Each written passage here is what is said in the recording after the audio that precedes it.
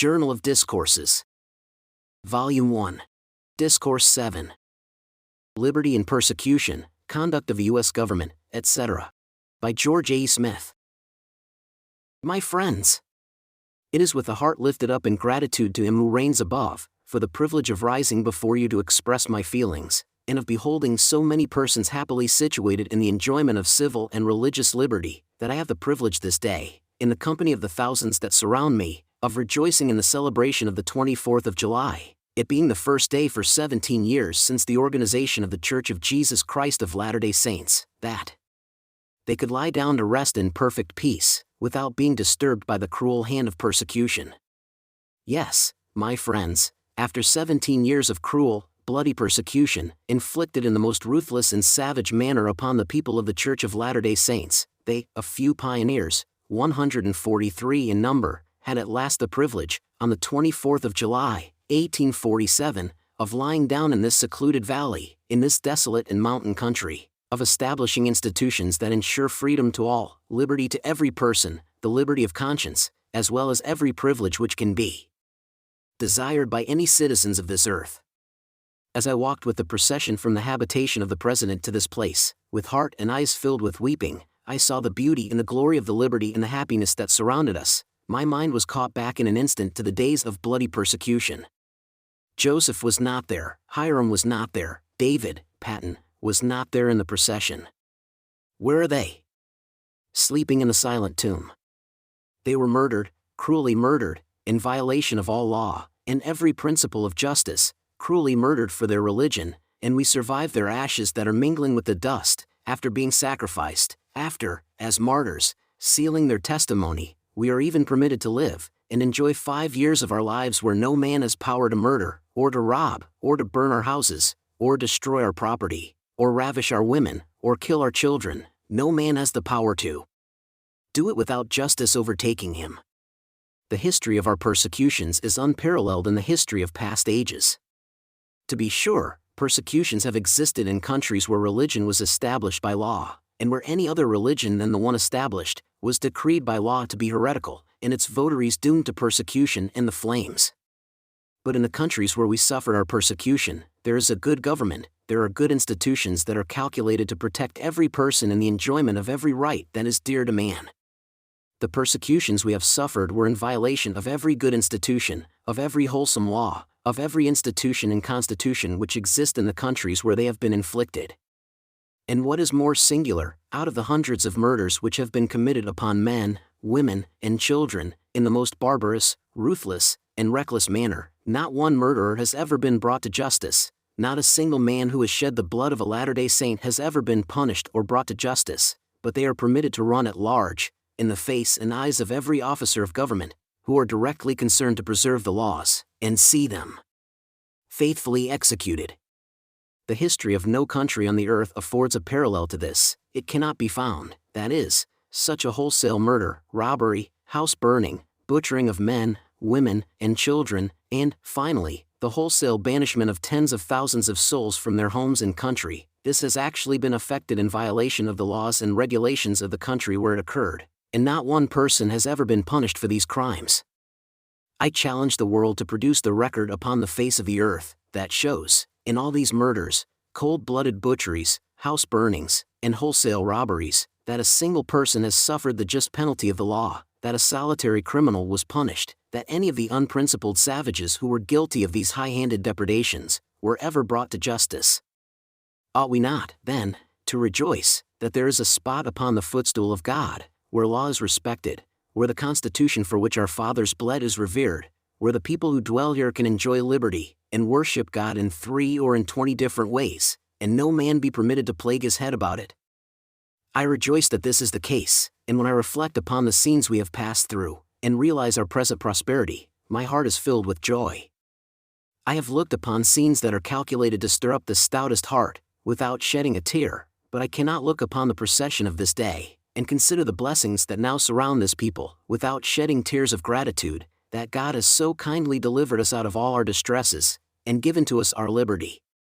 To be sure, after working our way into these valleys, making the roads through mountains, seeking out the route, and coming here, our persecutions did not cease, Our enemies were like the good old Quaker when he turned the dog out of doors. Said he, I won't kill thee, thou hast got out of my reach. I cannot kill thee, but I will give thee a bad name. And he'll loot out bad dog, and somebody, supposing the dog to be mad, shot him. So with us, after robbing us of millions of property, and driving us cruelly from the land of our birth, after violating every solitary law of the government, in which many of the officers were partakers, expelling us into the wilderness, where they thought we would actually perish, and there is not to be found in the history of the world a parallel case of suffering that this people endured, while in the midst of this, the cry of mad dog was raised, to finish, as they thought, the work of destruction and murder. Without a guide, without a knowledge of the country, without reading even the notes of any traveler upon this earth, or seeing the face of a being who ever set foot upon this land, we were led by the hand of God, through his servant Brigham, threading the difficult passes of these mountains, until we set our foot upon this place, which was, at that time, a desert, containing nothing but a few bunches of dead grass, and crickets enough to fence the land. We were more than 1,000 miles from where provisions could be obtained, and found not game enough to support an Indian population. We sat down here, and we called upon God to bless our undertakings. We formed a government here, and a government has been in existence in this territory of Utah for 5 years. I now want to ask a few grave questions upon this subject. It is customary for the general government to extend a fostering hand and parental care to all new territories. When we first settled here, this was Mexican territory, but it was soon after acquired by treaty, and became U.S. territory. For years and a half a government has been supported here, governmental laws and regulations have been kept up. I inquire, has the government of the U.S. ever expended $1 to support that government? No! With the exception of the U.S. officers in the territory a little over 1 year, $20,000 for the erection of public buildings, and $5,000 for a library. Has the legislative department ever received $1? No! And why? Because they are Mormons, and fugitive officers could run home to see their mammy, and cry out, bad dog, they are Mormons, they are Mormons. What is the reason that a citizen of this territory cannot get a foot of land to call his own? For there is in reality no such thing. Why has not the Indian title been extinguished, and the people here been permitted to hold titles to land? Let the people answer. Why is it that the inhabitants of this territory have never had one dime expended to defray the expenses of their legislature? 4 or 5 winters they have held their session, and not one solitary dime has been expended by the general government, as has been done in all other territories. What is the reason? What is the reason that the Oregon land law was not extended over Utah, which gives to the citizens who broke up the new ground a home free for themselves, as was the case in other territories? Why are these hard-working pioneers, who dug down the mountains, not permitted a title to their homes? Let me ask again. The people here have sustained 3 Indian wars at their own expense. Who pays for the Indian Wars of Oregon? The Indian Wars in California? Or in New Mexico? For the difficulties in Minnesota? And other sundry wars and difficulties that have occurred or may occur in the territories? Whose duty, I ask, is it to pay for them? It is the duty of the government of the United States. Why is not Utah the same privilege, the same treatment? Why is it that these 3 wars have to be totally and entirely sustained by those citizens, without a dollar of aid from the parental government? I need not follow up this train of reflection, but I will add one question more. Why was it that the judges and the secretary returned home last year without performing one particle of their duty? You can read it in their own report. Say they, when we got there, we found that the people were all Mormons, as if we were horses, or elephants, or cyclops, whose business it was to get up into these mountains and forge thunderbolts. Oh! We will run home again, because when we got there, we found the people all Mormons. I will say, with all reverence to the constituted authority that exists in the general government, that I do believe that the same spirit of tradition, and the same spirit of persecution, that have ever followed the people of God, have more or less influence with them, and that if we would actually go to work and alter our name, we might possibly be treated as other men. Be this as it may, I feel, while I stand upon the face of the earth, determined to defend my right, and the rights of my friends and brethren. I know that there is no Mormonism known in the Constitution of the U.S., but all men are there considered equal, and free to worship God according to the dictates of their own consciences, and enjoy equal rights and privileges. There is one item of history which I have observed among this people. The very men who were the murderers of our fathers, and our brothers, the burners of our houses, have come here among this people since that time, where they have received protection, they have been fed when they were hungry. The very man who burned the house of Elder Moses Clausen, at Lima, came to him and said, "Mr. Clausen, I want to get some provisions from you."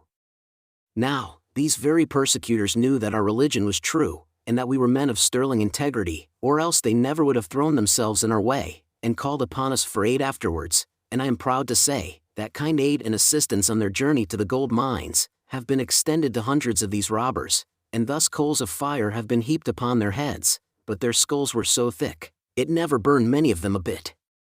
I have but a few more remarks to make, which will be directed to the 24 young men, and the braves and warriors of these mountains. Young men, braves and warriors, who sit before me this day, let me admonish you, never to let the hand of tyranny or oppression rise in these mountains, but stand unflinchingly true by the Constitution of the United States, which our fathers sealed with their blood. Never suffer its provisions to be infringed upon, and if any man, or set of men form themselves into a mob in these mountains, to violate that sacred document, by taking away the civil or religious rights of any man, if he should be one of the most inferior beings that exist upon the face of the earth, be sure you crush it, or spend the last drop of blood in your veins with the words of truth and liberty, liberty and truth, forever. George A. Smith.